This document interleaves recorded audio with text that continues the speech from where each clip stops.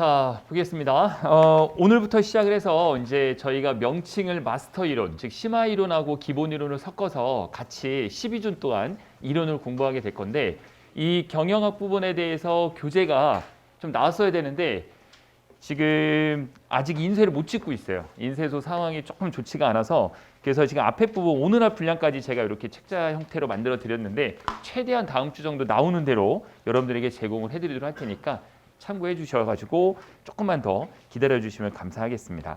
그래서 제가 나눠드린 프린트물이 지난번 거랑 조금씩 바뀌었어요. 중간에 좀 바뀐 부분이 있어서 지난번 걸로 공부하시면 안 되고 새로운 요 내용으로 같이 공부를 하시면 될 것 같아요.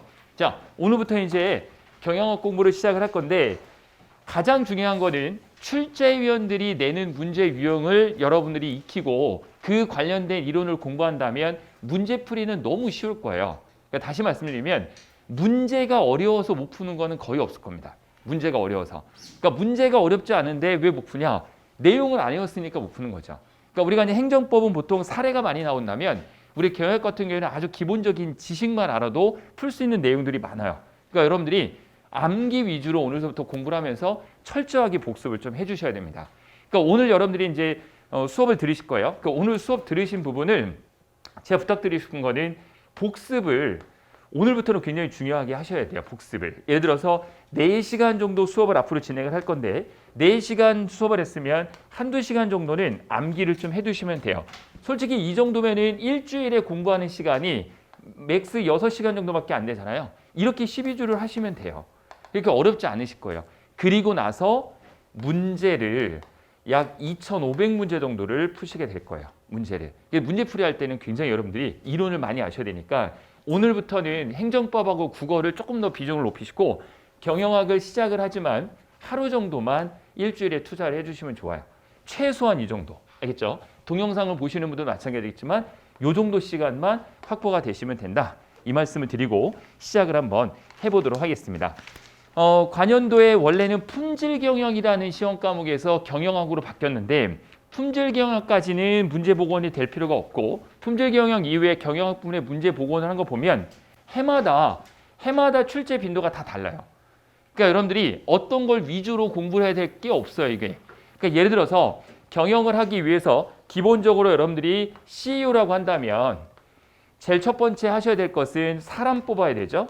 사람 뽑아야 되고 사람들을 모여가지고 조직을 만들어야 되고 조직을 만들었으면 이제 해야 될 게 뭐죠? 생산해야 되겠죠. 생산. 물건을 만들어야 돼요. 그리고 만든 물건을 판매를 해야 돼요. 근데 어떻게 팔 거예요? 마케팅에 대해서 공부를 하시는 거예요. 마케팅. 자, 마케팅을 이용해서 물건을 팔았어요. 그러면 돈이 들어오겠죠. 물건을 팔았으니까. 그러니까 재무 파트를 배우는 거고 회계 파트를 배우는 거예요. 그러니까 이게 다예요. 이게 다인데 여기서 어떤 부분이 많이 나오고 적게 나오고가 굳이 의미가 없다라는 거죠.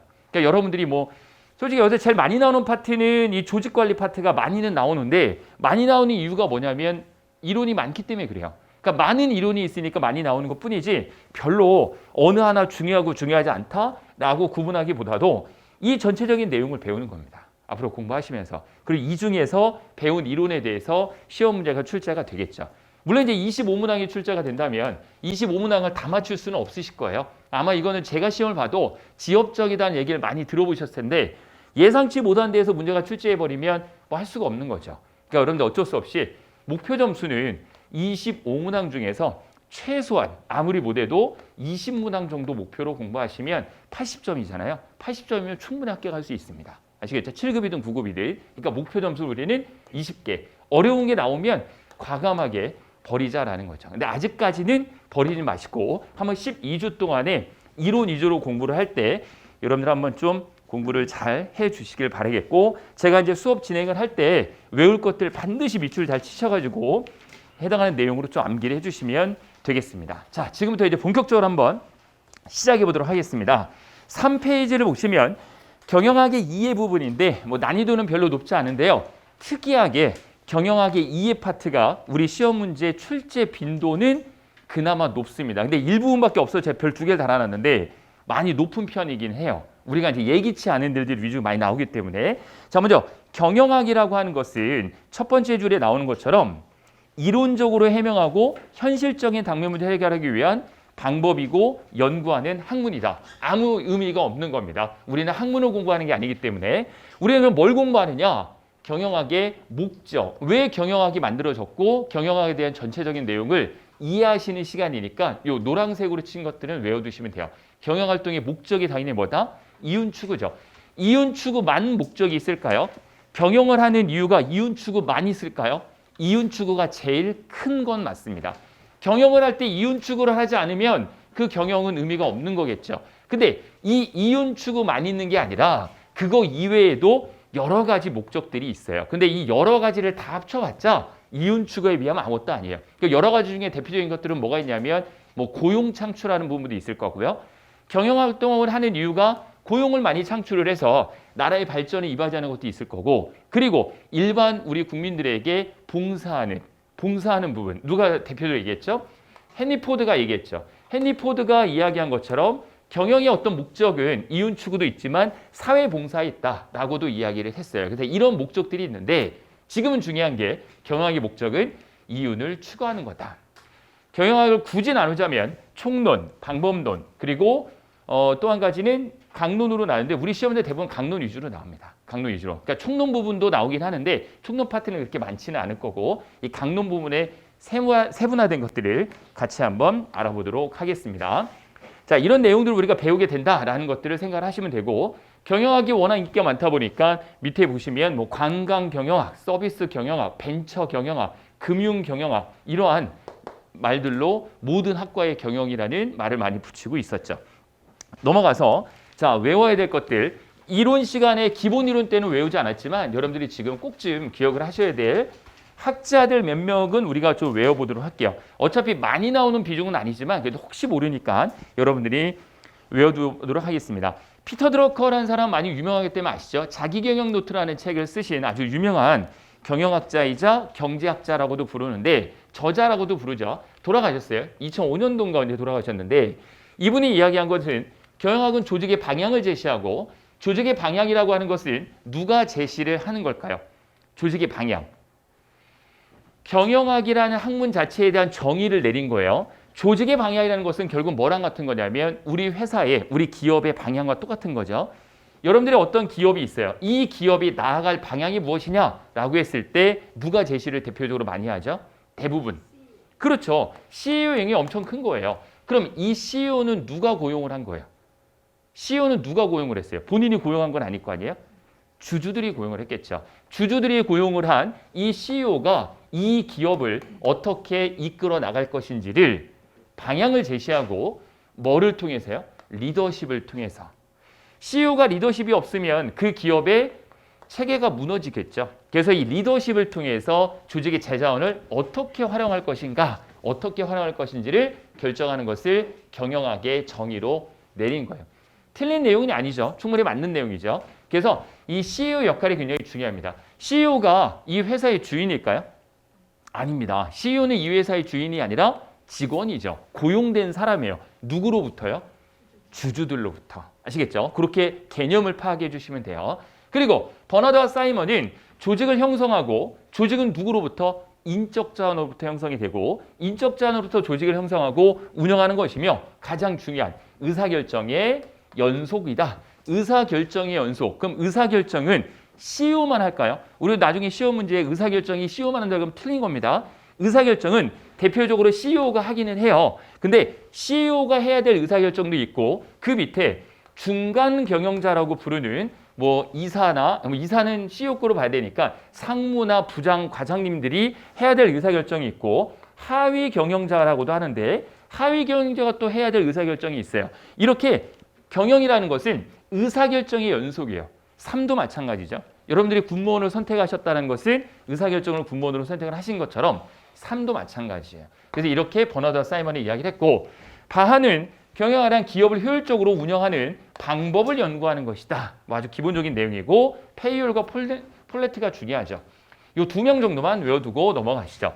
페이올은 경영은 계획하고 조직하고 지시하고 조정하고 통제하는 일련의 과정이다라고 정의를 했습니다. 이렇게 이 내용을 좀 외워두시고요. 이 앙리 페이올이라는 사람은 굉장히 좀 성격이 굉장히 좀 불같은 사람이야. 저 사람을 읽어보니까 근데 굉장히 꼼꼼한 사람이에요. 그래서 계획하고 조직하지 않으면 본인이 감으로 하는 사람이 없어요. 현대그룹하고 삼성그룹하고의 경영 스타일은 완전 다르죠. 완전 다릅니다. 그래서 이 페이올 같은 게 약간 삼성 스타일의 경영을 갖고 있는데 계획하고 조직하고 지시하고 조정하고 통제하는 이러한 과정만 잘 지킨다면 충분히 기업이 발전할 수 있다라고 경영을 정의했고, 그리고 플래티는 사람을 통해 모든 게 이루어진다. 사람을 통해 뭐를 성취하는, 일을 성취하는 기술이다. 대표적으로 우리는 어떤 그룹이 있죠? 두산 대표적으로 두산중공업, 그렇죠? 대표적인 데죠. 그래서 두산중공업 같은 경우에는 사람이 미래다, 뭐 이런 문구도 있고 하죠. 이런 것들을 여러분들이 정의를 하시고, 이 사람은 학자는 2명 정도만 좀 여러분들이 기억을 해주시면 될 것 같아요. 아직까지는 나오지 않았고 많이 나올 부분은 아니니까 참고만 해주시면 될 것 같고요. 그 다음에 경영활동의 지도 원리는 당연히 아셔야 되겠죠. 경영활동이라는 것은 기업을 이끌어가는 그 활동을 말하는데 측정이 중요하죠. 경영에서는. 첫 번째는 생산성은 어떻게 측정할 것이냐. 생산성 측정하는 방법은 간단합니다. 거기에 제가 볼드체로 일부러 쳐내놨는데 꼭 외우셔야 됩니다. 생산성이라는 건 뭐냐? 바로 산출되는 결과를 뭘로 나누면 돼요? 투입량으로 나누면 돼요. 이거 굉장히 간단한 거죠. 자, 이만큼이 결과가 나왔어요. 뭐 매출액이 됐든 결과의 생산량이 됐든 이만큼을 투입을 했어요. 그게 바로 생산성이 되는 거죠. 뭐 생산성은 간단하게 산출량은 높은 게 좋은 거고 투입량은 낮은 게 중요한 거죠. 그래서 적은 인력으로 많은 생산을 하게 되면 생산성이 좋다라는 이야기를 많이 하고, 경제성도 똑같은 원리이긴 한데 금액에 관련된 부분이에요. 이거는. 그래서 기본적으로 성과 투입이라고 되어 있는 게 양으로 표시를 했지만 이거는 금액으로 표시를 한 거예요. 그래서 성과를 투입으로 나눈다. 다시 얘기하자면 수익을 비용으로 나눈 게 경제성이 되는 거죠. 내용은 어렵지 않으시죠? 수익이 얼마가 났는데 비용이 얼마가 투자됐다라는 부분은 경제성.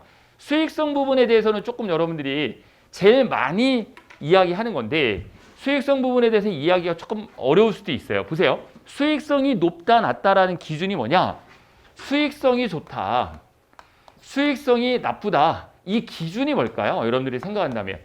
우리 회사의 수익성이 높다, 수익성이 낮다. 예를 들어서 우리 학원에서 1년에 100억을 벌었어요. 수익성이 높은 거죠. 근데 삼성전자에서 100억을 벌었어요. 수익성이 높다라고 할 수 있을까요? 없습니다. 그러니까 수익성이라고 하는 이 말 자체는 뭐냐면 그 기업의 규모가 중요한 겁니다. 그 기업의 규모에 따라서 수익성이 나타나는 게 달라야 되는 거예요.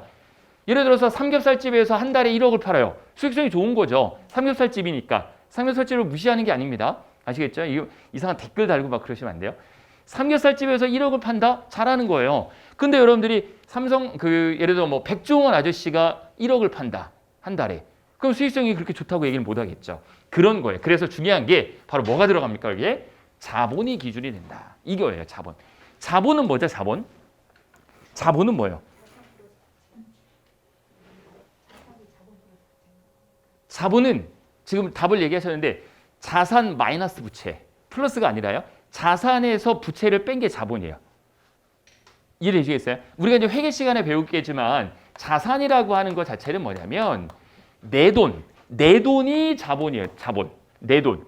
그리고 네 돈, 남의 돈이 부채예요. 그래서 자산이라고 하는 것은 자본과 부채의 합이에요. 어려운 건 아니시죠? 그래서 이 자본이라고 하는 것은 내 돈이에요. 내 돈. 내가 갖고 있는 돈. 그러니까 내가 갖고 있는 돈이 많은 사람이 1억을 버는 거하고 적은 사람이 1억을 버는 거하고는 분명히 수익성 차이가 나야 된다는 거죠. 그래서 수익성은 뭐로 나눈다? 자본으로 나눕니다. 뭐를요? 수익에서 비용을 뺀 부분으로. 수익에서 비용을 뺐다라는 거 무슨 말씀 아시죠? 10억을 벌었는데 5억이 투자가 됐어요. 그러면 10억에서 5억을 뺀 이익을 자본으로 나누면 수익성이 얼마다? 이렇게 나타낼 수가 있겠죠. 그리고 어려워하지 마시고 수익성이라고 하는 것은 영리성이라고도 하는데 자본에 대한 이익의 관계를 이야기한다. 중요한 게 자본에 대한 이익의 관계이다. 됐죠? 이익이라는 말을 다시 말씀드리면 수익 마이너스 비용을 이익이라고 하는 거고 그거에 대한 내용을 이해하시면 되겠습니다.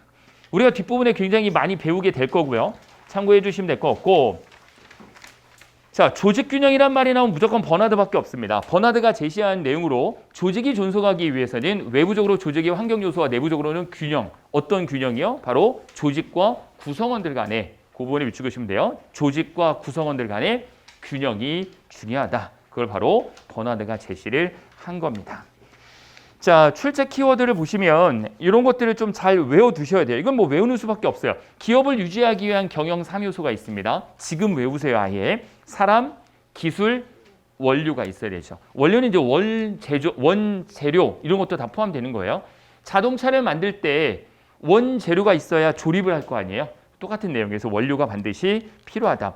5요소에 들어가는 것은 기업을 유지하기 위해서는 돈이 필요합니다. 자본이 필요하고 그리고 판매할 수 있는 마켓이 필요하죠. 그게 바로 시장이죠. 시장성이 없는데 우리 기업이 살아남을 수가 없겠죠. 아프리카에 가서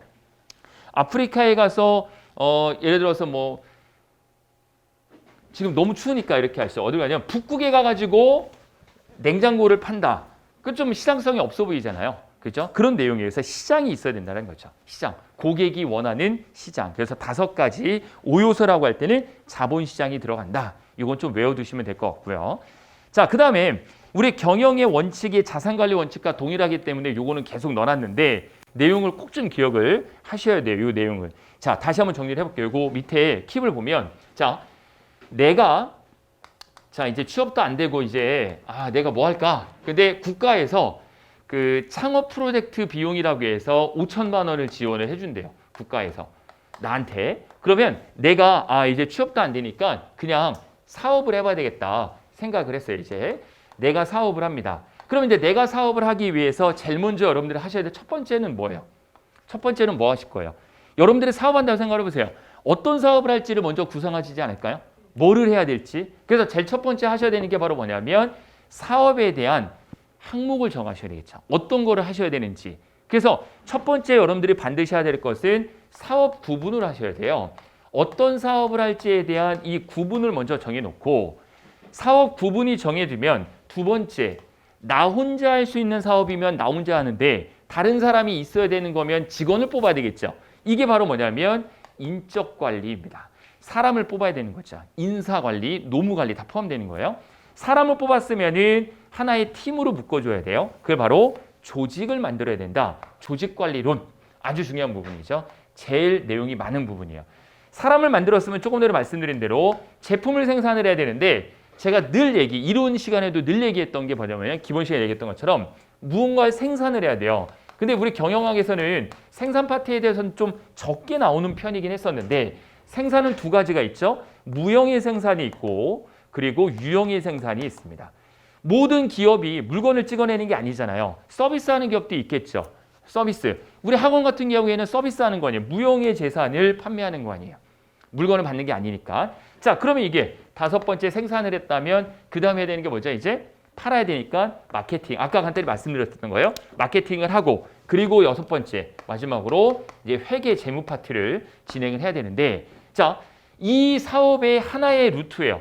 첫 번째 사업부터 해서 6번까지 해서 하나의 사업 분야를 선정을 했다면 이 사업이 망하면 어떻게 하실 거예요? 이 사업이 망하면 안 되죠. 그러니까 예를 들어서 하나의 사업 분야만 여러분들이 선택해서 그 사업에 대해서 조직 관리를 쫙 해놨어요.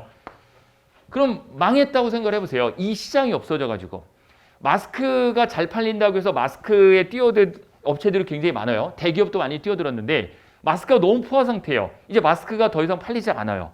그럼 그 기업은 그냥 휘청이게 되잖아요. 그래서 대기업들은 어떻게 할까? 이제 사업 분야를 넓히는 거예요. 뭐를 두는 거예요? 그래서 계열사들을 줍니다.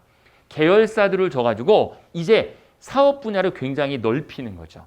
그래서 원래는 삼성전자의 모티브가 되는 게 뭐였어요? CJ가 바로 뭐죠? 제일제당이란 말이에요. 제일제당.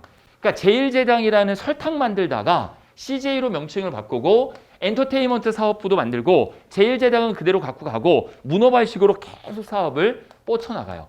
그래서 요즘은 경영이 하나의 그룹화된 경영을 보이고 있는 거죠. 대기업으로. 삼성그룹 내에 여러 개의 계열사들을 뻗는 거죠. 똑같아요. 경영도 이렇게 하는데 투자도 마찬가지라는 거죠. 자산관리도 마찬가지예요. 포트폴리오를 어떻게 형성을 하냐라는 부분에 첫 번째 줄에 보시면 충분한 양의 자금을 마련하는 것입니다. 라고 되어 있는데 이 충분한 양의 자금이라고 하는 것은 투자예요. 투자. 누구로부터 투자를 받는 거예요? 주주들로부터 투자를 받는 거예요. 그래서 여러분들이 경영을 할 때도 주주들로부터 충분한 양의 자금을 받아들여야 되는 거죠. 첫 번째는. 그리고 안정적으로 높은 수익을 올릴 수 있도록 누구를 위해? 주주를 위해. 주주를 위해 안정적인 높은 수익을 올릴 수 있도록 투자 대상을 선택한다. 누가 선택하는 거예요? 투자 대상. CEO가 판단하는 거예요. CEO. 그럼 여기서 말하는 투자는 주주들이 하는데 왜 투자 대상은 CEO가 하느냐?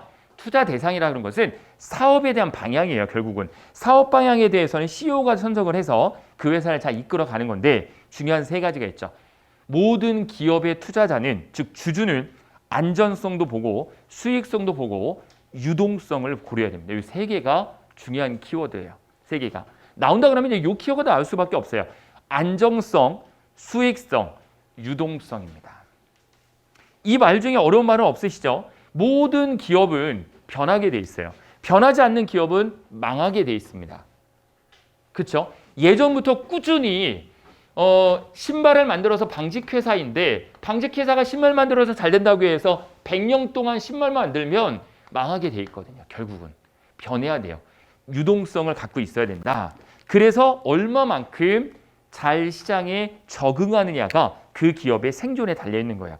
그래서 포트폴리오와 분산 투자의 달걀을 한 바구니에 담지 말라는 그 의미는 바로 달걀을 한 바구니에 담아버리면 바구니를 놓치면 달걀 모두가 깨질 수 있으니 하나씩 분산해서 담아야 된다. 경영도 이에 마찬가지다. 똑같은 내용이다라는 것을 먼저 생각을 개념적으로 해주셔야 됩니다. 넘어가시죠 이제. 자, 별로 진도 빨리지 않으시죠? 자, 5페이지로 넘어가서 경영학의 발전 부분이 있는데 자, 경영학의 발전 부분은 내용을 이렇게 정리를 한번 해보고 가시죠. 자, 원래 경영학의 모티브는 어디냐면 독일입니다. 독일. 원래 이제 영국도 잘 살고 독일도 잘 살았죠. 그래서 독일 경영학이 상당히 시초가 되는 거죠. 독일 경영학에서 아메리칸 드림에 의해서 이제 미국 경영학이 나오고 미국 경영학도 나오면서 아시아에서 최고의 부국 어디요? 일본. 그렇죠. 그리고 일본 경영학이 나오게 된 거예요. 우리나라는 지금 그럼 어느 나라의 영향을 받느냐? 요 두 개의 나라의 영향을 받아서 우리는 Z이론, 오우치의 Z이론을 입각해서 경영을 하고 있는 거죠. 지금. 그래서 우리는 미국식 경영과 일본식 경영의 거의 중간이라고 보긴 그런데 여기에 장점들을 따서 Z이론, 코리아, K이론이라는 거를 우리는 지금 경영을 하고 있는 거예요. 예를 한번 들어보면 아마 기본이론 들으신 분은 아실 거예요. 예를 하나만 들어보면 미국 같은 경우에는 근로계약을 할 때 어떻게 하죠?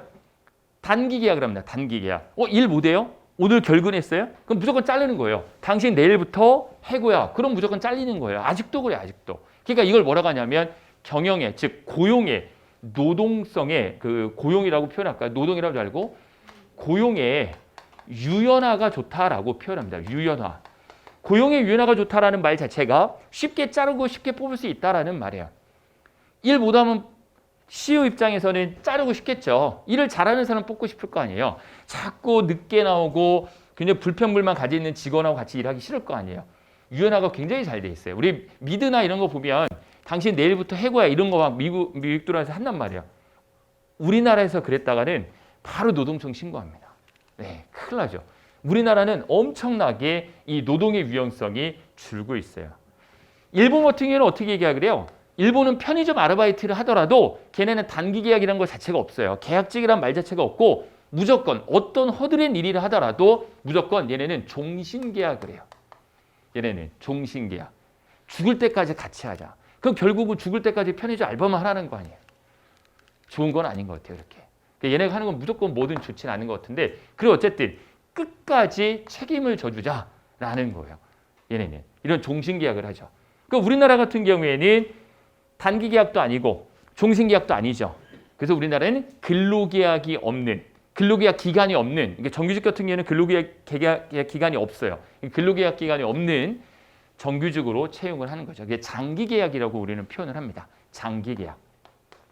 자, 이렇게 경영학은 계속 발전해 오기 시작을 했던 거예요. 그래서 우리나라는 이 두 개의 나라를 영향을 상당히 많이 받은 그런 나라이죠. 자, 보시면 독일 경영학의 가장 기본은 바로 상업학의 모체를 뒀습니다. 장사꾼들이 많이 그 배낭을 메고 유럽 대륙을 다니면서 장사를 많이 했죠. 그래서 독일 경영학은 상업학을 모체로 해서 과학화하는 형태로 성립이 되었고, 미국 경영학 같은 경우에는 자연스럽게 생겼어요. 미국은 원래 이민자들이 모여서 만든 나라이기 때문에 이 미국 같은 경우에는 자연스럽게 모든 문화가 형성이 되기 시작을 했어요. 그래서 문제 해결 중심으로 미국 경영학은 옮겨졌어요. 그래서 내용에 충실한 경영을 했었죠. 표가 있는데 참고해 주시면 돼요. 이거는 한 번씩 우리가 보겠습니다. 우선 독일 경영학 같은 경우에는 상업 중심이었어요. 장사 위주였습니다. 장사. 원래부터 민주주의를 받아들였기 때문에 장사 위주였는데, 미국 같은 경우에는 제조업 위주의 공업 위주였고요. 역사는 뭐 다음과 같이 독일이 훨씬 길고, 그리고 독일 같은 경우에는 이론 중심의 학자가 대부분 주체가 돼서 해당하는 경영학에 대한 개념을 정립을 했다면, 미국 같은 경우에는 기술 중심의 실무자 위주의 자연 발생적으로 만들어진 학문이에요. 미국 중심의 경영학이. 그리고 독일 경영학 같은 경우에는 A부터 Z까지 창설부터 창업부터 폐업까지 모든 과정을 경영으로 본다면, 미국 경영 같은 경우에는 단순히 중간에 운영 관리 부분만 중점을 하고 있고, 독일 경영은 상업학이기 때문에 회계 이론을 중심으로 경영학을 평가를 했다면, 미국 경영 같은 경우에는 실천 경영학, 결국은 실무자 위주의 실천 경영학을 위주로 진행을 했었죠. 이것도 간단하게 좀 여러분들이 암기만 해주시면 될 것 같습니다. 자, 넘어가도록 하겠습니다. 자, 넘어가서 아주 중요한, 지금까지 제일 중요한 게 바로 이거죠. 이 부분을 위해서 지금 앞에 부분을 설명을 드린 거고, 가장 중요한 겁니다. 경영학의 고정적 접근 방식인데, 경영학이 이렇게 발전이 된 이유가 무엇이고, 바로 중간중간에 아주 중요한 이론 학자들이 나왔는데, 제가 기본 이론 때보다는 조금 디테일하게 설명을 드릴 거예요. 요 심화 이론 시간에는 조금 더 깊게 설명할게요. 기본 이론 시간에는 요거밖에 안 하고 넘어갔어요. 근데 뒤에는 한 번씩 외우라고 넘어갔었는데, 좀 디테일하게 설명을 한번 해볼게요. 시간이 조금 더 걸리긴 할 겁니다. 잘 보세요. 테일러라는 사람이 있어요. 테일러. 그리고 포드라는 사람이 있습니다. 우리 경영학의 아주 중요한 두 인물이죠. 테일러와 포드. 테일러즘, 포디즘이라고 이야기하는 테일러와 포드는 정말 경영학에서 빼놓을 수 없는 아주 중요한 두 명의 인물입니다. 무조건 첫 번째 외우셔야 되는 건 뭐냐면, 이 테일러 사람은 굉장히 합리적인 사람이에요. 이 사람은 굉장히 합리적이기 때문에 어떻게 분석을 하냐면, 종업원이 이렇게 있으면 종업원한테 업무 지시를 해요. 그럼 종업원이 업무 지시를 할 때 막 일을 할 거 아니에요. 여러 가지 일을 하는데, 이 종업원이 불필요한 행동을 한다든지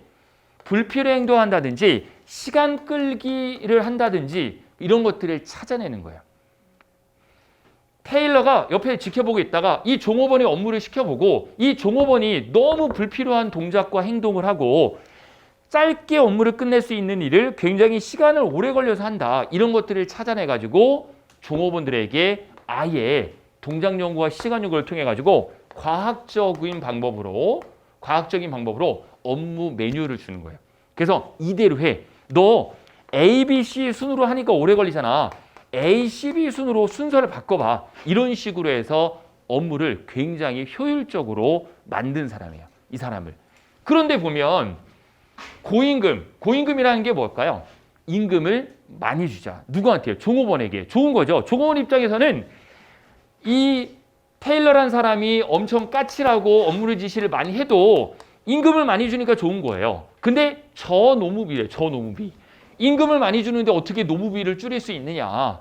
이거에 대해서 여러분들이 약간 모순이 있다는 거죠. 임금을 많이 주는데 돈을 많이 줘요. 종업원한테 돈 많이 주면은 우리 회사의 노무비는 어떨까요? 많이 나가는 거 아니에요? 그렇죠. 그런데 이거를 역설적으로 표현을, 고임금 노무비를 어떻게 표현하느냐. 잘 보세요. 집중하셔야 됩니다. 자, 100만 원을 줬어요. 종업원에게. 그러니까 100개를 생산하더라 이거예요. 종업원에게 100만 원을 주니까 100개를 생산했어요. 그래서 내가 이 종업원한테 가가지고 너 일의 순서도 바꾸고 작업하는 방법을 좀 바꿔봐. 내가 시키는 대로 하면 200만 원 줄 테니 200개를 생산해봐라 라고 하니까, 실제로 이 사람이 100만 원 받던 사람이 200만 원을 받고 200개를 생산하는 목표를 줬는데, 실제 200개가 생산이 되는 게 아니라 300개를 생산하더라 이거예요. 실제로. 그냥 시키는 게 아니라 연구를 통해 가지고 업무 지시를 다시 하는 거예요. 동작 연구, 시간 연구를 통해서. 그러니까 100만 원 받던 사람이 200만 원 받으니까 임금이 올라갔죠? 고임금이죠, 분명히. 그런데 우리 회사 입장에서 보면 100개를 만드는데 100만 원 들어갔어요. 300개를 만드는데 200만 원밖에 안 들어갔다는 거죠. 결국은 이거를 만드는데 인건비는 오히려 더 적어졌어요. 이걸 노무비라고 하는 노무비. 그러니까 노무비가 줄어든다는 거죠. 그래서 고임금 전후부비가 바로 그러한 내용입니다. 그러면 이 테일러가 이 종업원에게 단순히 너 200만 원만 줄 테니까 200개 만들으라고 업무를 제시를 한다면 이 효과성이 좀 떨어진다는 것도 생각한 거예요. 그래서 두 번째 보면 뭐냐면 성과급도 줄게. 그걸 어떻게 준다고요? 차별적으로 줄게. 일괄적으로 성과급을 다 주는 게 아니라 너 많이 만들면 많을수록 내가 성과급 추가로 또 줄게. 라고 성과급을 차별적으로 주다 보니까 이 사람은 엄청나게 일을 열심히 하는 거죠. 야근에 대한 수당은 똑같죠. 그러니까 야근 굉장히 많이 하려고 하지 않으세요? 나중에 여러분들이 군무원 되면 마찬가지일 거예요. 야근에 대한 수당이 시간당 아마 평일날은 만 원 조금 안 될 수도 있어요. 평일날 그 정도. 그리고 주말에는 15,000원인가 2만 원인가 좀 더 올라갈 거고요. 시간당 페이가요.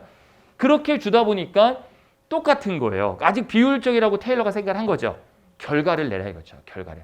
개당에 대해서 다 차별적으로 성과급을 주겠다.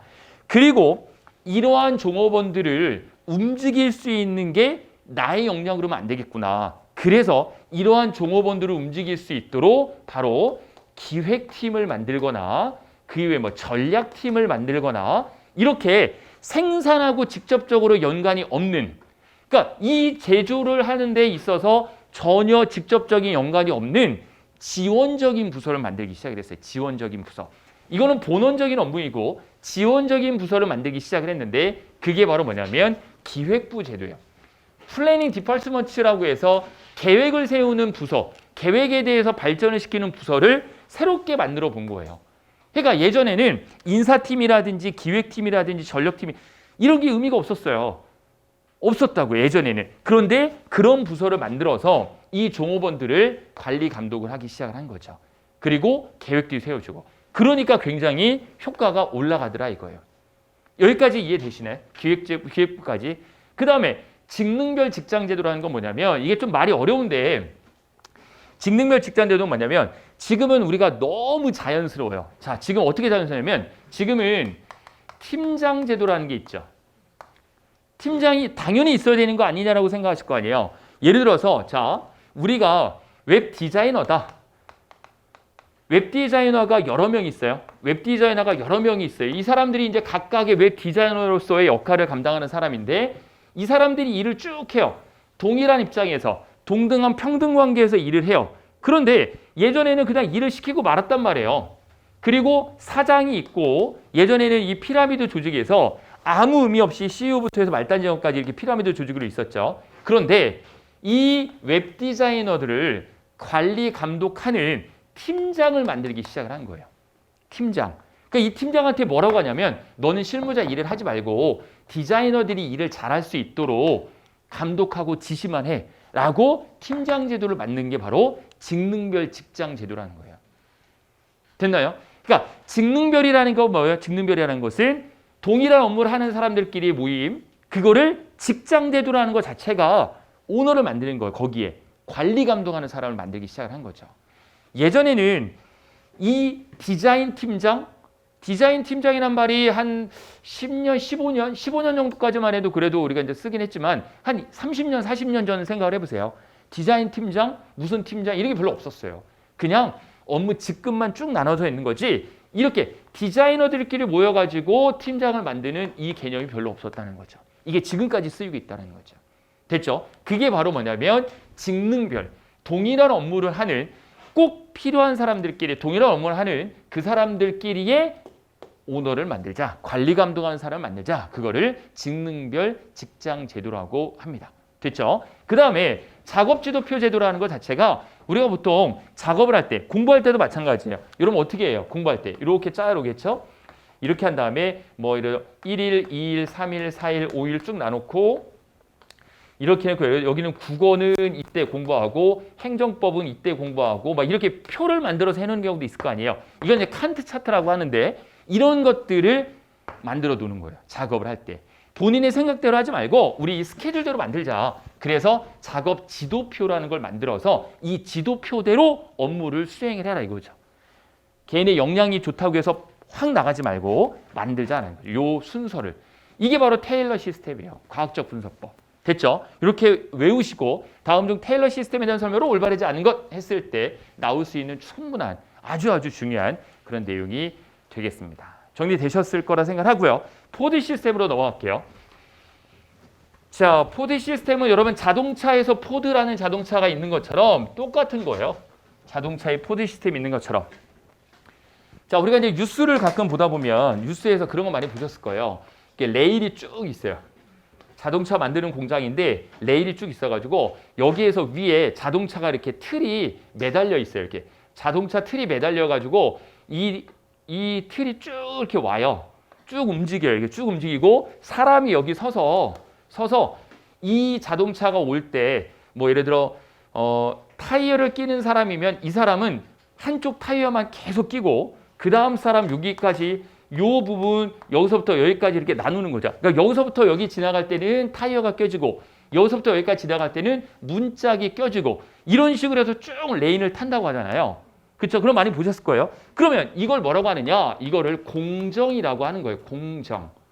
이것도 하나의 공정. 공정들이 모여서 하나의 공장이 되는 거고 이러한 공정들을 쭉 이렇게 흘러가게 하는 거예요. 흘러가게. 자, 그럼 여기서 이제 문제는 뭐냐면 이 사람은 계속 뭐만 할까요? 계속 뭐만 해요? 타이어만 끼는 거죠. 타이어 끼기에 달인이 되는 거예요. 이 사람은 숙련도가 필요할까요? 필요하지 않을까요? 숙련도가 필요하지 않습니다. 아시겠어요? 숙련도 개념이 굉장히 중요한데 여기 좀 나오진 않았지만 숙련도라는 게 이게 고장났어요. 이게 고장났으면 이거를 고칠 수 있는 사람이 숙련도가 뛰어난 사람이죠. 근데 이거를 만들기 위해서 이 버튼을 끼는 사람은 버튼밖에 못 껴요. 그러니까 이쪽은 알지만 다른 건 전혀 모른단 말이에요. 지금 그렇게 돼 있단 말이에요. 모든 시스템이. 그게 바로 포드 시스템이에요. 그 부분이 큰 틀에서. 그래서 이 포드 시스템은 직원들에게 임금을 많이 주자. 이게 임금을 많이 주자. 월급 많이 주자. 하지만 단가를 낮추자. 저가격이라는 게 이거의 단가를 낮추자. 임금이 많으면 임금이 바로 비용이기 때문에 단가가 올라갈 텐데 어떻게 해서 가격을 낮출 수 있느냐? 하나밖에 없겠죠. 바로 대량 생산이죠. 하나밖에 없죠. 대량 생산하자는 거예요. 대량 생산. 많이 만들자 이거죠. 많이. 그러면 자, 우리 직원들에게 이 리모컨을 만들으라고 보니까 혼자 이 리모컨을 만들려면 이 구조도 알아야 되고 굉장히 복잡해요. 너무 복잡하단 말이에요. 이게 혼자 만들기에. 이거 혼자 하나 만드는데 하루에 2개밖에 못 만들었어요. 예를 들어서 혼자 만든다면 1인당 1일 2개밖에 못 만들었다면 이거를 분업화 시키는 거예요. 나누자라는 거죠. 버튼만 끼고 너는 뭐만 하고 너는 했어요. 그렇게 하다 보니까 1인당 만드는 개념이 아니라 라인을 만들어서 해보니까 생산되는 게 훨씬 늘어나더라 이거예요. 분업화 시키는 거죠 결국은. 그래서 숙련도를 확 떨어뜨리고 한 가지 일만 계속 시키는 바로 박리담회라고 우리 흔히 얘기하잖아요. 뭐 좋은 말은 아니지만 이게 박리담회 형태예요. 이게 포디즘이라는 것 자체가 아이디어와 기획의 중시, 철저한 대중봉사 서비스. 아까 제가 잠깐 말씀드렸는데 이 포드가 경영학은 뭐라고 했죠? 경영학은 대중에게 즉 사회에 봉사하는 거다라고 아까 잠깐 이야기했었죠. 그거예요. 우리 사회에 봉사하자. 대중들에게 봉사하자. 그래서 이 포디즘이라는 것 자체를 만들었어요. 이윤 동기를 서로 배척을 하자. 동시관리라는 거, 이 동시관리라는 것 자체가 함께 하는 거예요. 기계와 사람이 함께 속도를 맞춰가지고 동시에 작업을 하자. 그래서 라인 한번 다시 한번 그어버리면 자, 이거 보세요. 여기서부터 이렇게 흘러가서 이렇게 흘러와서 이렇게 되면 자동차가 완성이 된다라고 할 때 이 중간중간에 사람들이 바로 이 완성되기 위해서 각자의 역할들을 수행을 하겠죠. 그럼 여기 흘러가는 이 기계와 작업자의 속도가 일치해야 돼요. 이걸 무슨 벨트라고 하는 거죠? 컨베이어 벨트라고 하는 거예요. 컨베이어 벨트. 들어보셨죠? 컨베이어 벨트. 그래서 컨베이어 벨트는 중요한 특징이 뭐냐면 이동 조립이 가능해야 돼요. 이동 조립. 뭐 이런 것까지는 나오지 않겠지만 그래 참고만 해주시면 돼요. 컨베이어 벨트는 이동 조립이 가능하다는 것은 이 라인을 만들어놨어요. 공정을 만들어 놓고 여기서는 소나타밖에 생산을 못한다 그러면 소나타가 업그레이드가 되면 이거 새로 또 깔아야 돼요? 그렇지 않거든요. 아시겠죠? 또 까는 게 아니라 그냥 분해 조립을 시킬 수 있는 컨베이어 벨트를 만들어가지고 얼마든지 이 부분이 분해 조립 형태로 만들자. 우리 그 여행 갈 때 짐을 찾으려고 가보면은 이렇게 계속 수화물에 돌잖아요. 그게 컨베이어 벨트 형태의 똑같은 거예요. 이게 전부 고무판을 겹쳐놓고 만든 거거든요. 이거 다 분리되는 거거든요. 이거 전부 다. 길이를 더 늘릴 수도 있고 줄일 수도 있어요. 전부 다. 이게 똑같은 형태예요. 아시겠죠? 이걸 만들자. 그래서 동시 관리하자. 그리고 또 가장 중요한 거 포드 시스템은 요거죠. 생산을 표준화시키자. 누가 만들든 언제 만들든 어디에서 만들든 결과는 똑같이 만들자. 됐죠? 자동차를 우리나라에서 만들어서 미국으로 수출하는 차도 있어요. 팰리세이드가 그래요. 팰리세이드 현대자동차가 우리나라에서 만들어서 수출을 해요. 근데 그거 이외에는 미국에서 조립하는 것도 있어요. 미국에서 조립을 하든 우리나라에서 조립해서 만들어 가든 똑같은 품질을 내야 된다. 그래서 생산을 표준화시키자. 그리고 이동 조립 방식이라는 것 자체가 말씀드린 대로 이 컨베이어 벨트를 서로 이동 조립할 수 있게 만들자. 한 번 만들어 놓고 버리게 되면 너무 비효율적이니까 이동 조립을 만들자. 그래서 전체적인 작업 조직에 바로 뭐다? 효율성을 상상을 시키자라는 걸로 보는 게 되겠죠. 그래서 포지 시스템에 대해서 꼭 좀 이해를 해두시기 바라겠습니다. 자, 그 다음에 넘어가도록 하겠습니다. 악립회율도 중요하죠. 악립회율도 많이 나옵니다. 악립회율은 뭐 암기할 것밖에 없어요. 자, 악립회율은 어떤 걸 주장했던 사람이냐면 모든 기업에서 반드시 필요로 해야 되는 게 있다라고 이야기를 하는 거예요. 모든 기업에서. 그러니까 기업이 작든 기업이 크든 무조건 모든 기업은 다음 6가지를 해야 된다라는 거죠. 다음 6가지. 그게 바로 뭐냐면 모든 기업은 기술 활동을 해야 된다. 어쩔 수 없이 기술 활동을 하지 않는 기업은 없다라고 이야기하는 거죠. 우리 학원 같은 경우에는 강의가 기술이 되는 거고 어느 회사든지 다 기술을 활동을 해야 되고 상업 활동을 해야 된다. 판매하거나 교환하거나 구매 활동 이거 없는 데가 없잖아요. 전부 기업은 다 이런 거 하지 않습니까? 대부분이. 그리고 당연히 돈에 관련된 활동이죠. 자본을 조달하고 운용할 수 있어야 되고 그리고 보호 활동이라는 건 뭐냐면 그 기업이 갖고 있는 재산, 직원들을 보호하는 활동들. 그래서 이제는 인사팀이나 이런 기업들은 다 필요로 하다라는 거고 회계 활동 다 해야 되고요. 마지막 관리 활동. 요 6가지 활동의 종류를 외워두시면 돼요. 종류. 됐죠? 이 종류를 통합해 나가는 것을 경영 활동이라고 이야기를 한다라고 악립회율이 주장을 하는 거예요. 외우세요. 꼭 좀 외워두세요. 기술활동, 상업활동, 제조, 보호 또는 보전, 회계, 관리 활동을 악립회율이 이야기한 경영활동이라고 이야기를 한다. 악립회율은 바로 이 6가지 직능 이외에 또 14가지를 이야기를 했어요. 이거부터 볼게요. 14가지의 관리 원칙 나올 수 있는 충분한 내용입니다. 이 부분 꼭 좀 기억을 해두세요. 거기 보시면은 제가 7페이지에 악립회율의 14개 관리 원칙이라고 해놨죠. 출제 빈도는 3개입니다. 중요합니다. 이거 다 외우세요. 이거는 모르는 내용 별로 없을 거예요. 업무를 분업화시키자. 권한과 책임을 주자. 디자인하는 사람이 디자인을 못했으면 거기에 대한 책임을 주고 명령의 단일화라는 건 아시겠죠? 디자인 팀장은 디자이너들에게만 명령을 내릴 수 있어요. 재무팀장이 디자이너에게 이야기한다? 이게 안 되겠죠. 그렇죠? 디자인을 모르는데 어떻게 업무 지시를 하냐? 모든 명령은 단일화시키자라는 거예요. 그 명령을 일원화시킨다, 단일화시킨다 마찬가지인 거고요. 비슷하게 지휘 방향을 단일화시킨다. 비슷한 내용이에요. 전체 이익에 대한 누구의 복종이 필요하다? 개인의 복종이 필요합니다.